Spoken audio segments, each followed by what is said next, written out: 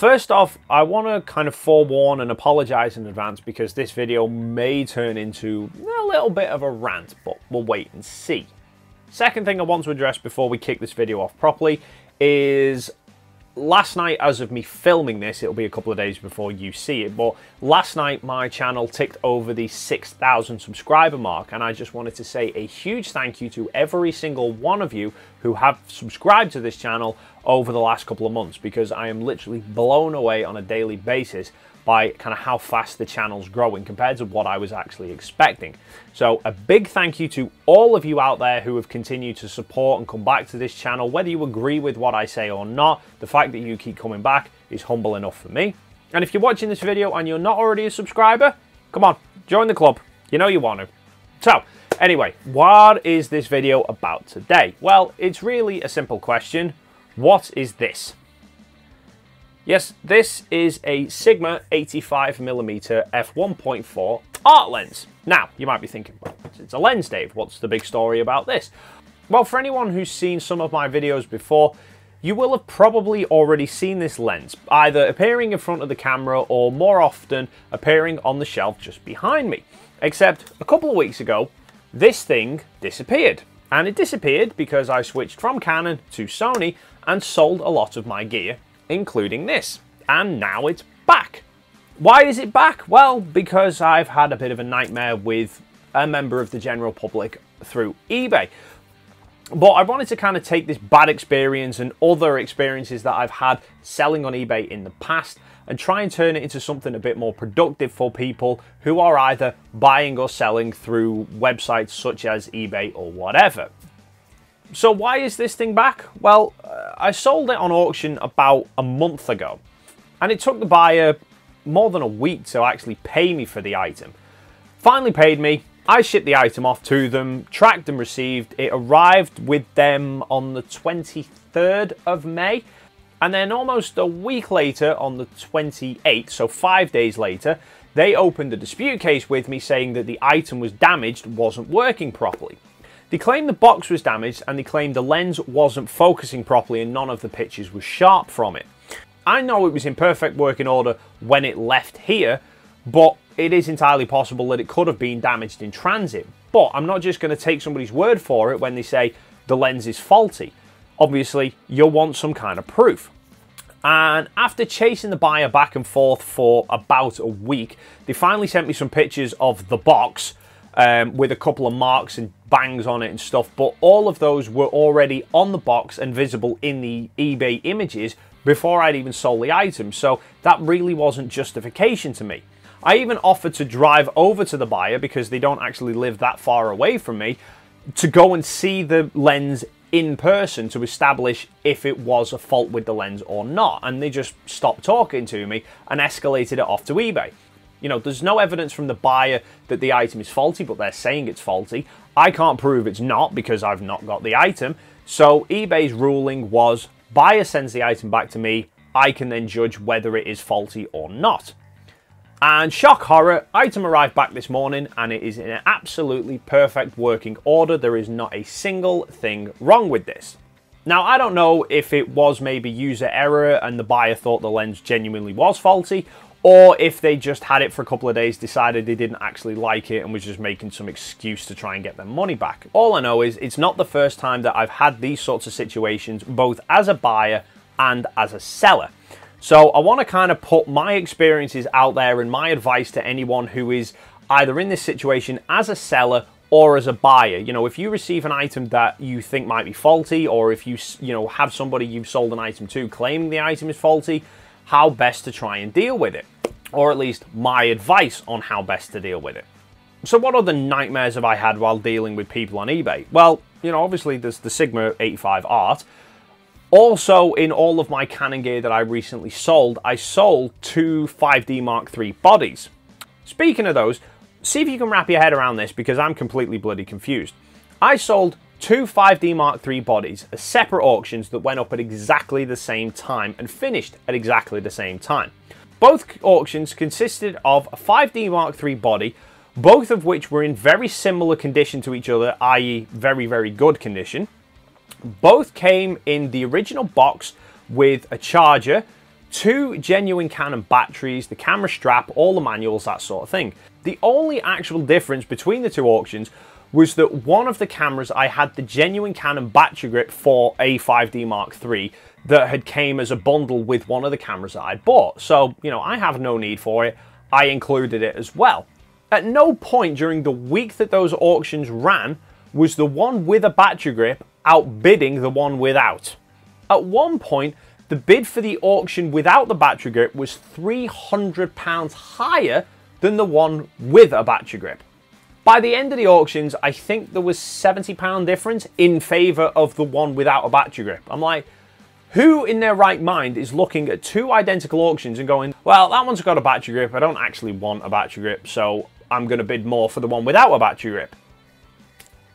I mean, logic to me would say, even if you don't want a battery grip, get the one with the battery grip if it's the same price anyway, and then you've either got a free battery grip in case you ever need one, or you could sell it for, you know, probably £50, £100, something like that. It's just money back off your camera. Doesn't make any sense to me, but I digress. One of the cameras sold and got shipped abroad. One of the cameras got sold to someone who lived in the UK and wanted to meet up to check the item over. Fair enough, more than happy with it. Drove, met the buyer, showed them the item, they checked it over. However, they then started disputing the condition of the item, saying that the camera was faulty because the camera wasn't autofocusing in video. I was then sat in a near half-hour discussion going back and forth with this person, trying to explain to them that the 5D Mark III physically couldn't continuously autofocus in video, and it was only from like the 5D Mark IV. Basically, any camera that has phase detection or dual pixel autofocus on the sensor could continuously autofocus. So I don't quite know where they'd got their ideas from or whatever, but they were kind of absolutely convinced that the camera should be able to autofocus, until I managed to kind of show them from other independent users on YouTube and stuff like that, that that's just not the case, that the way they were expecting the camera to work isn't physically how the camera was capable of working. You know, eventually they did concede that the camera was perfectly fine, that their expectations of what the camera was supposed to be able to do were incorrect. And it just kind of shows that you need to do your research. You know, if you see a particular camera or any item that you are looking for, make sure you research to know what to expect from that item in the first place. You know, I was lucky that I had actually gone to meet the person because I could spend the time to kind of clarify what they were thinking the camera could do and show them what it was physically capable of doing. Whereas if I just shipped the item to them, they would have got it and genuinely thought the thing was faulty, and I would have ended up with another bloody Sigma-style dispute of getting a camera back when there's nothing wrong with it. A few years ago, I also bought the Canon M3 mirrorless camera, and it came with the 18-55 and the 22mm f2 pancake lens. The 22mm never got used, so I figured might as well sell it. Now, when I first got it, it came with a little screw-on UV filter. Now, that immediately went off for me because I just don't use UV filters. But then when I come to box it up and sell it, found the UV filter and figured, well, I don't use UV filters anyway, so there's no point me keeping it. Two, it's a tiny little 49, 42mm, something stupidly small size filter that wouldn't fit any of my other lenses even if I wanted to. So there was no point me keeping the filter, so I figured, screw it back onto the lens, send it off with the item. You know, they can, you know, the buyer can use it, throw it away, do whatever they want, but we'll just go with it. And then after sending the item, a couple of days later, I get an email off the buyer saying that the item's faulty because the front lens is all scratched and unusable. To which, when they finally sent me the picture, I had to explain to them that actually that was just a screw-on filter that was still on the lens, and if you take it off, it's perfectly fine. I'd only just included the filter, you know, help the lens be a bit more protected in transit, and maybe they had some use for it or not, I don't know. So the customer was perfectly happy, but it just kind of highlights again that if you get an item that you think might be faulty, go back and check first. Go back to the listing, make sure it's fine. In fact, wait there. Prime example, which I have mentioned before, is this thing. This is the Samyang 12mm f2.8 fisheye lens. Now, I bought this secondhand on eBay some time ago, and to all intents and purposes, it was described as being in absolutely perfect condition, and all of the images from what I could see, suggested that that was the case. Now, when the item arrived, you know, to be fair, it looks absolutely perfect. However, when I took the lens hood off, I then noticed that the bottom kind of section of a barrel here, where the bayonet mount's supposed to go, had actually broken off. And it even punctured right the way through to the lens. But thankfully, the lens was still in perfect working order. But, you know, it's a completely dumb lens. It's not weather sealed or anything like that anyway, so it's nothing that a piece of gaffer tape over the hole couldn't fix. But the first thing I did was went back onto the auction listing to check. Because when you look at the lens side on, it looks absolutely fine. It's only when you tilt it back you can see that there's a piece of it missing. But unless you know what you're looking for, it's kind of almost impossible to spot. So I double checked everything, made sure there was absolutely no mention of it. It was described as completely pristine condition, but once you knew what you were looking for in the pictures, you could actually spot it. So I contacted the seller and you know, to his credit, he gave me a partial refund. I think it was like, I don't know, 30 quid or something like that, which is just, you know, brings the price of the lens down for me. I'm still happy with it. It's not a problem. But it kind of just reiterates that, you know, if you get an item that you think might be faulty, go back and check first. So those are my horror stories through eBay. But what can you do either as a buyer or a seller if you ever come in those situations? Well, priority one as a seller is obviously when you are selling an item, make sure you are as transparent and as clear and as kind of fully covered as you can be with your item. Make sure there's plenty of pictures showing the condition. Make sure there's a good description of everything, any kind of small mark, anything like that. Make sure people are fully aware of it. If you do get a buyer come back and say the item is faulty, damaged, whatever, first thing is, can you send me some pictures, some videos, something to show exactly what it is you're talking about? Because in the 3 times that I've had people try and come back to me and say an item is faulty, it's actually turned out to be more user error than a problem with the item itself.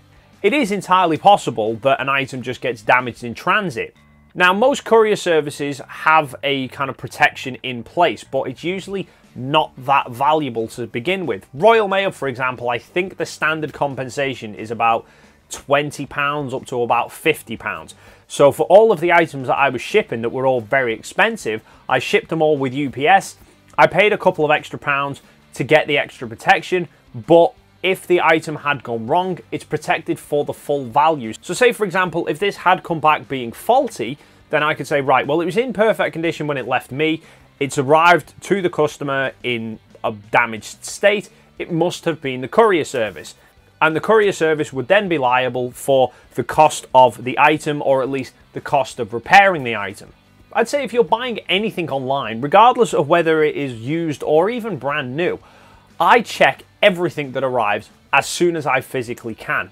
You know, if I'm away from home for a couple of days or something, then I will usually, you know, say to whoever is at home, can you just check this item? Can you open it up? Can you check the box? Make sure the box is okay. Can you open the box up? You know, check the item, whether it's, regardless of what it is, if it's something that the person knows how to work, either, you know, if it's a camera lens, just stick it on a body, test it out, make sure it's okay. If it's a light or something like that, you know, does it work?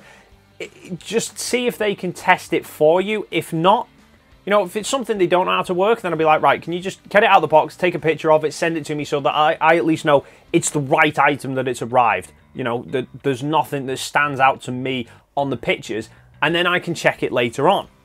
You know, what got me with this is the fact that it took the buyer 5 days from the point that it arrived with them to the point that they contacted me at the first place to say there was an issue with it.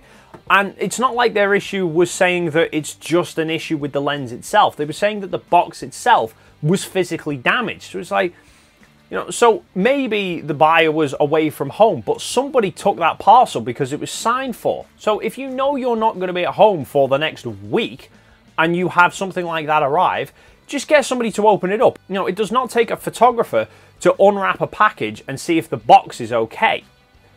So that's it for this video, guys. You know, I'm sorry if it got a little bit ranty at any point. It's just, you know, it's not the first time that this has happened to me, and it's just a pain in the ass because it's wasting my time for stuff that should never have been an issue in the first place.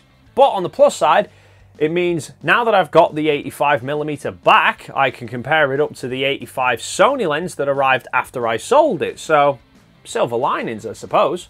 But what about you? Have you had items arrive faulty? Have you had people contact you saying items are faulty when they're actually not? Or have you had other horror stories with second-hand markets? Leave your thoughts in the comments down below. Thank you so much for stopping by. Thank you again to all my subscribers out there. And if you are not already a subscriber, button is just down there. And hopefully, I will see you in the next video.